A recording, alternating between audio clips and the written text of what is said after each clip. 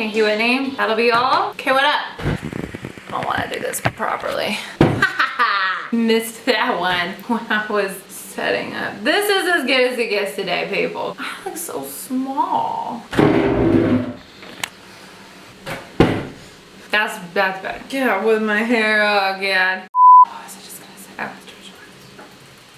was so 34 weeks. That was last week, so I guess that's what I'm covering this bump day. So 34 weeks is kind of cool because as far as I can remember, 34 weeks denotes preterm. Not like preterm labor, but like you're like close to term. So white. Anyway, essentially preterm is like, it just is good for the baby. So like if you had to deliver him once he's preterm, then he would probably be cool and like he wouldn't have to have much stuff done to him, I guess. I don't know. It wasn't really like a huge milestone that, you know, like V-Day I was really looking forward to. Those clouds, man, are driving me cry. But anyway, that happened and it basically just means I'm super close to term and that's kind of terrifying. So probably So lately I've been kind of freaking out about getting all of my work done in advance, and I know that I don't know, call me selfish if you want. I'm a freelance photographer, and if I don't get certain projects done in advance, which I'm waiting to start on, I could lose some major clients. And essentially that works out to being like, I could lose my job. So, you know, people with jobs, like real jobs, they are protected. Like that's illegal to lose your job because you're pregnant. But for me, because I'm just an independent contractor for everyone that I work for, they can fire me at any time. Like nothing keeping them working with me other than my incredible skill and charming personality. But anyway, so I'm kind of just like, that's my main concern because all the stuff is basically bought for the baby. During 34 weeks, it was like just a constant sea of Amazon packages. And I think I saw the UPS guy, the postal guy, mailman. I don't like mailman. The guy that delivers the packages who drives around, he's a guy, you know, but like our letter deliverer is a lady. So I think I saw the UPS guy, the postal worker, and the FedEx guy every day.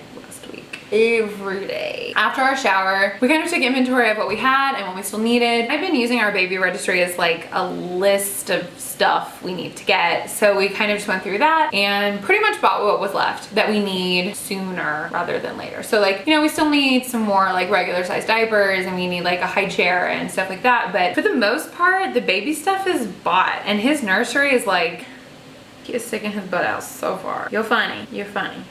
Oh my god, these clouds. Anyway, so for the most part, the nursery is done and the baby stuff is done and our hospital bag is packed, which has been a long process. Because we're doing hypno babies and we're trying best we can to emulate a like comfortable, relaxing, like home birth environment, we have stuff that we're bringing and it's not like I feel like I'm gonna remember to turn on the battery candles, but I have a husband, a doula, and my mom will be there and one of them will remember to put on the battery candles. You know what I mean? Like there's only so many things that we need and they can handle it. So that's their jobs. I made a cheat sheet for my husband with all the stuff, like all the bags that need to come in at the hospital and the bags that can stay in the car until after the birth, like just all the stuff that he's gonna need to know, like which Hypno Babies tracks to play, to remember to put on the essential oil diffuser because I've been using that the whole time I do Hypno Babies to help my mind relate relaxation and hypnosis with that smell. So there's a bunch of things that we are packing and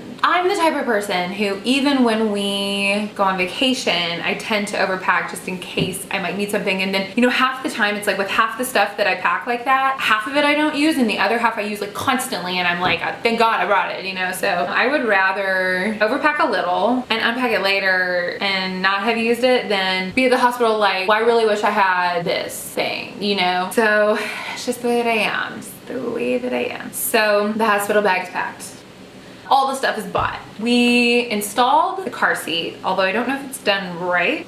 So we're gonna take it to the fire department and they'll tell us hopefully. But we did install them, so it's done. It's done right. I just don't know if it's like perfect. It has this little meter and it's in between poundage, and I don't know how to get it any further to the small pounds, so who knows. So, as you may have witnessed in my last week's video, I discovered a couple stretch marks on my beard. And they're small, they're like short, they're not long, it's weird. There's only 2 that I can see so far. And it's not that bad, I'm not really worried about it. They're like really dark though, they're like purple. It's weird. Whatever, I mean, I'm humongous. I'm to the point now where it seems like everybody I come in contact with makes some comment about it. And I know they're trying to be funny, but like, it's not twins. You are not gonna have to deliver the baby. And I'm not giving birth tomorrow. So like, you know, you could say something nice. But there was this lady at Costco. She was like one of those people that gives you the samples, you know? Because I went to Costco to prepare for our freezer meal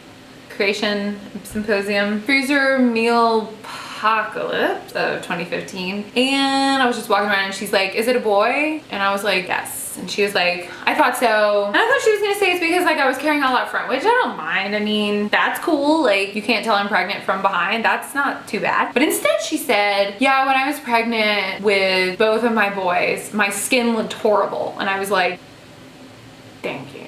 But anyway, so people are commenting left and right. It's constant. Knowing that I have a couple big assignments coming up, I decided to make all of our freezer meals in advance. And we made a lot. We made a whole lot. So we spent like the weekend, I say we, but I mean me. I spent the weekend making tons of freezer meals. So we kind of did a combination between meals that were made and we just have to heat up. One of our favorite meals is North African meatballs, and I'll link it.